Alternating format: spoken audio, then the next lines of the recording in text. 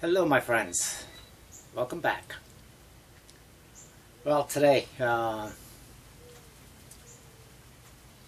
hoping that this one is a success. I've tried this a couple of times, but the wood that I chose was not up to its task.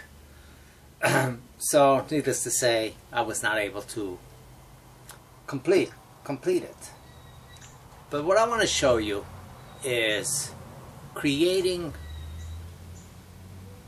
a winged vase without the wood being very odd to create a natural form on that. So something that you can do if you have a log that's fairly round with very little jaggedness to it, or not, just round piece, and you want to create somewhat of a slanted top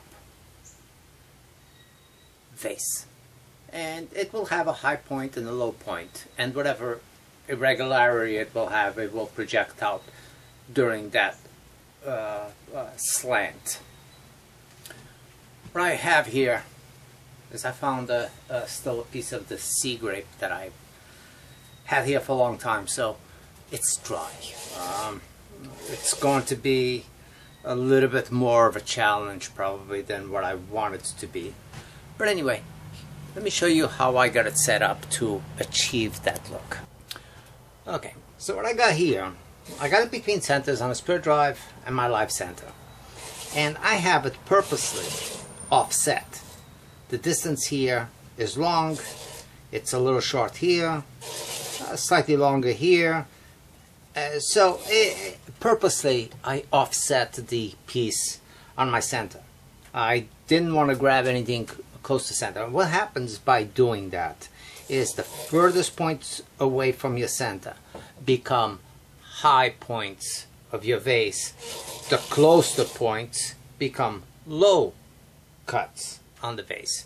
The more you go on this, the lower you will go and the higher you will go on the opposite ends. So take into account you don't have to go too close to the edge, or you're going to end up with a valley that comes all the way down to the bottom. You want just to establish enough where it's going to give you somewhat of an angle on the top. When you all said and done, you'll have this high wing, low wing. The back side, I did the same thing, but on an opposite axis. So I'm close to this side over here. On this one, I'm close to this side. And the reason why I did that is I wanted this to be a vase that the base of it will be cut, well, it will have a platform or a base to it. Something like Yuval did for his emerging goblet. Something with the same idea. So I'm going to define where I wanted the vase to be.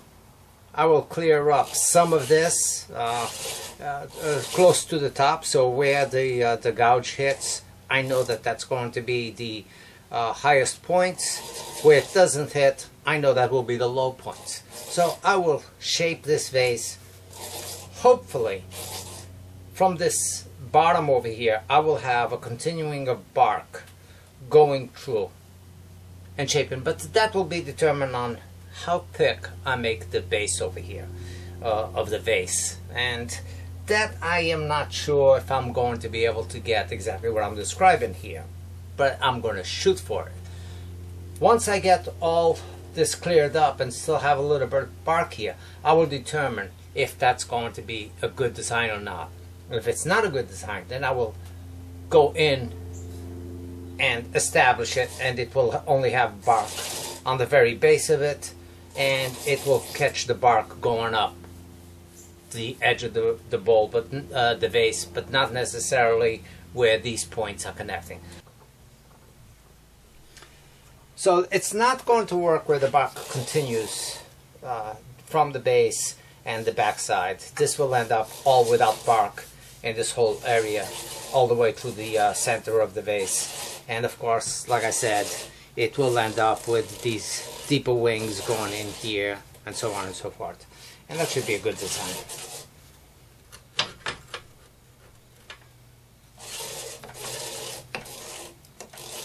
Check your tool rest, because you're not, I mean, I'm fairly balanced because I'm offset one side from the other, but you know, this is going to be a piece that's going to have a little bit of wobble. I got my speed down to 600 RPM, and I will check that. If I feel it's too much vibration, I will slow it down to 300 RPM. So, start it up, get out of the way. I can work with that.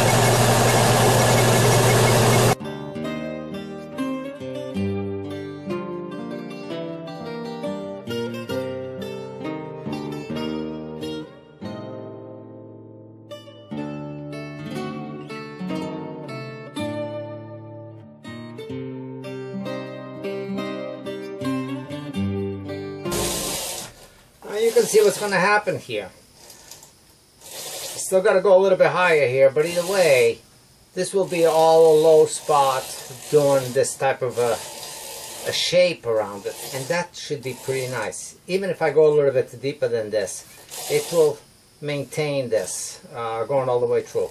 Now the base of this is way too bulky, and one thing I'm seeing that I did not expect is I got a lot of tear out, a lot of splitting on this wood going through this area over here, and I know that this stuff, I can see that it goes way deep inside. This has checked pretty bad. I could see some checking on the bottom, but I had no idea that it was going through the center of the piece as it is. Now, one thing that I can do, because I do want to use this piece, is put some CA in there and rub some sawdust, but either way I still got to go a little bit deeper. I don't like how thick this piece is on this base over here. So, but also I want to make a tenon on this, and I want to start on that right away so I can mount this up on my chuck and then finalize all my shape and do my inside boring once I have it established and sitting on a foot that I know is going to hold up. So I'm going to go in here and start rounding some of this off, and I'll start it off with a parting tool like I normally do to establish the thickness of my piece.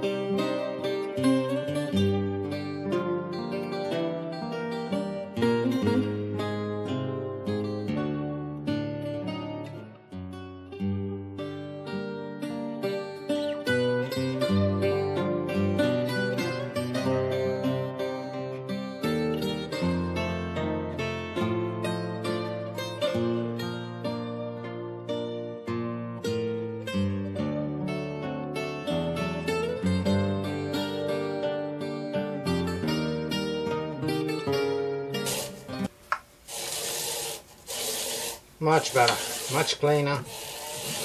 A little bit of tear out, but not bad on the tool marks. And this is a very hard transition to do because you get a lot of bouncing on this area. So the key to it is nice and lightly shear scraping on this, and to establish the shape that you want, I want to still contour this a little bit more in here.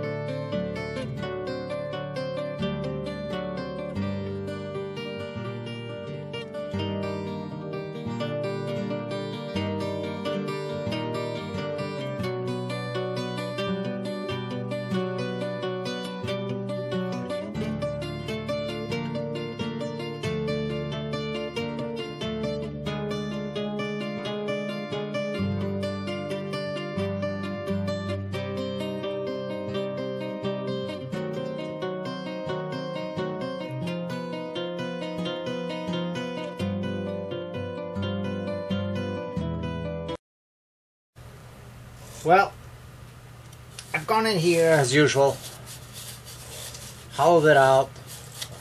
It went pretty well. Now I had some huge checking in the middle of the log all the way through. I put some medium CA in there, some fine sawdust, rubbed it in, and then sanded it up to my usual grits up to 400, then steel wool. Applied 2 coats of sanding sealer on this one. Wet sanded it, dried it up good, and applied 1 coat of the Min Wax paste wax. So here it is, a vase that's made out of an old piece of sea grape. Definitely does not have the characteristics that I've had out of some other pieces of sea grape, which were just amazing. But it did okay.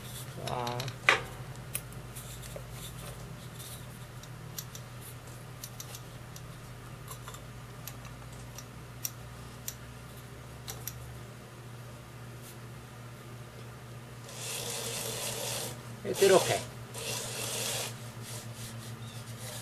Now the checking, the holes on the inside, the cracks, are a little bit more prominent because I wasn't able to get quite the same finish on the inside as I did on the outside. So there's a little bit of fibers in a couple of them. But the checking goes all the way up to this edge. I got like 5 cuts, 5 checks right here, and 3 major ones on the inside right going through. Got a couple of more over here as well. So it's not a great vase, but the idea of this turning was to show you how you can establish a unique rim or top on what would be in otherwise a fairly bland piece without much character. So the idea is offset it, whether if you do this on the foot or not. This was just something I wanted to do with this particular piece, but it could have been a vase going all the way down to just a foot. It really would not matter much, but the effect that you got here by offsetting it and not going center on your piece of wood is the look that we were after. Now to finish this off, you can see where the checking starts off, going all the way from here all the way across, and it just followed up going through the piece. So I knew it was going to have some checking, but I didn't realize that it would go up this far. I thought it was basically towards the bottom of the piece. But anyway, it's time to mount this up and see what I'm going to do or how I'm going to mount it to finish it.